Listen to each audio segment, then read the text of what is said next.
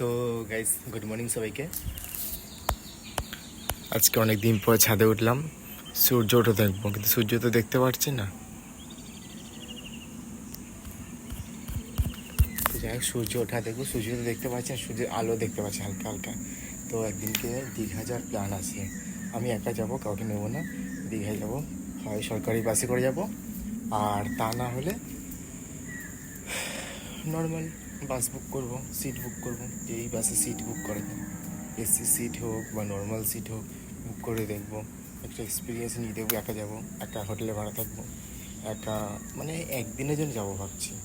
সকাল সকাল যাবো, একদিন বা দুদিন, খুব জোর দুদিন, দুদিনের বেশি যাবো না।